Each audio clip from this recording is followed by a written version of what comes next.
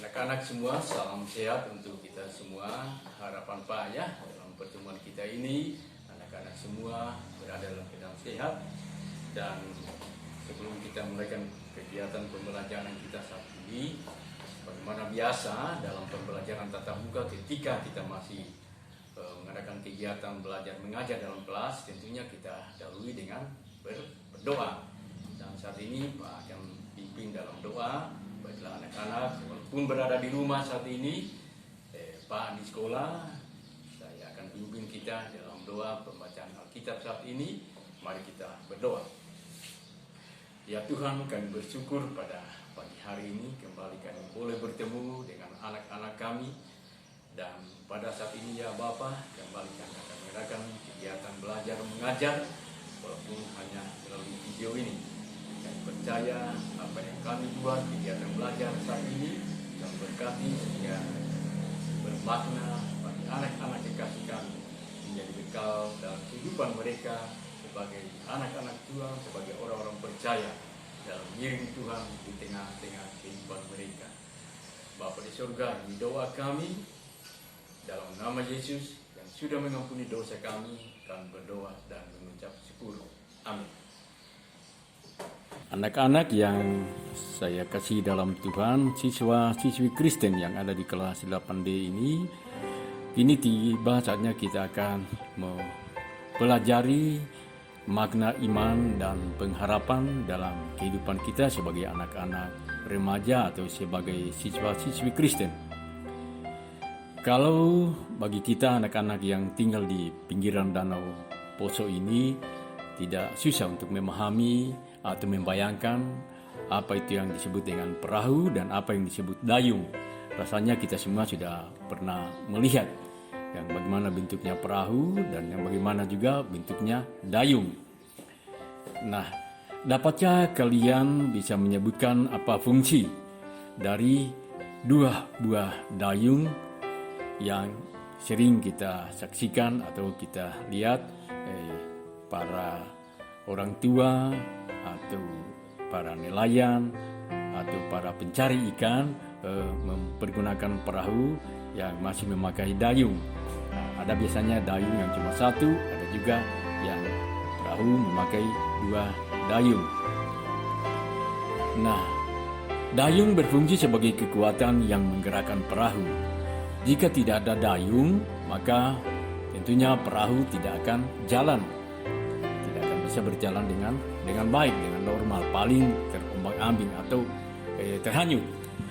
Nah, fungsi iman dan pengharapan diumpamakan atau diibaratkan seperti dayung dan perahu. Jadi jika tidak ada iman dan pengharapan, maka kehidupan tidak akan berjalan. Nah, tanpa dayung, perahu juga akan terombang-ambing di tengah air sungai ataupun di tengah danau, dan pada akhirnya dapat terdampar atau tenggelam. Nah, begitulah keadaan sebuah perahu tanpa dikendalikan oleh sebuah dayung.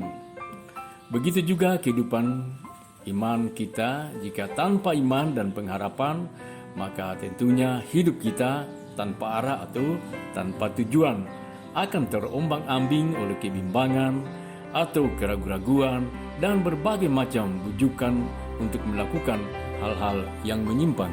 Amat terlebih ketika kita berada di usia-usia seperti usia anak-anak, usia-usia remaja pada saat ini. Anak-anak yang saya kasih dalam Tuhan, sekarang setelah kita memahami sedikit apa itu iman dan pengharapan lewat ilustrasi tadi mengenai perahu dan dayung.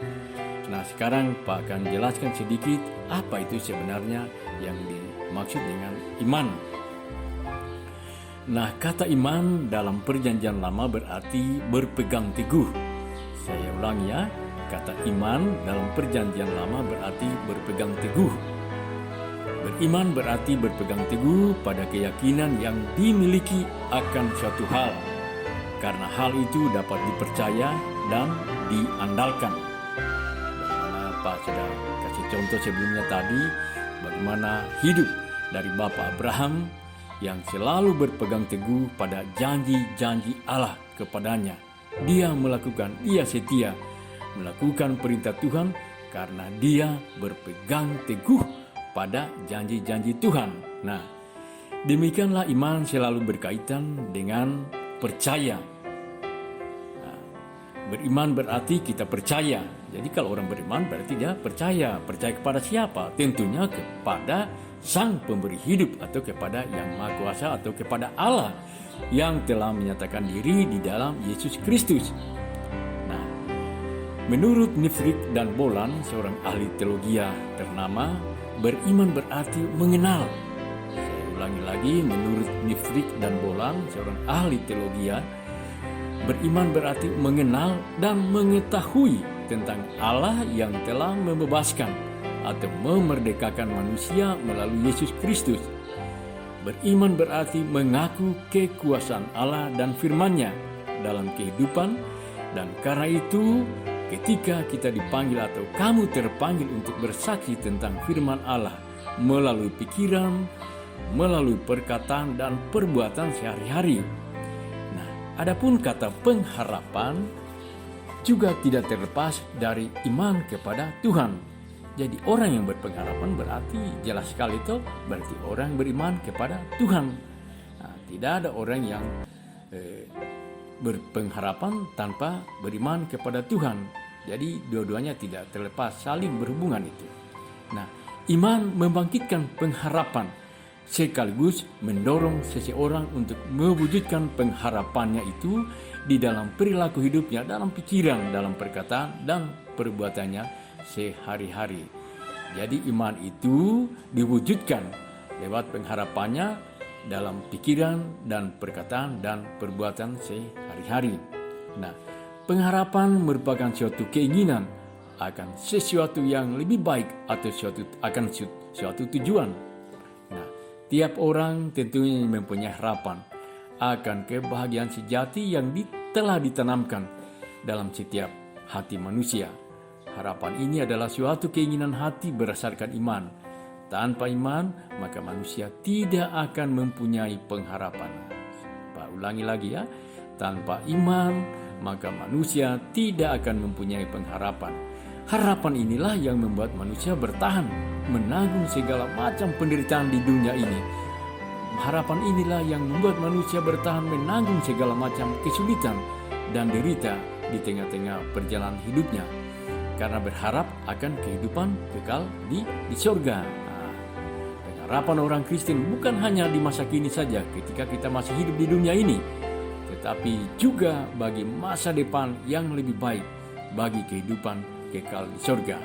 Nah, bagi orang Kristen, bagi anak-anak remaja Kristen, iman dan pengharapan seharusnya terarah kepada Yesus Kristus, Sang Pengharapan atau Sang Juru Selamat itu.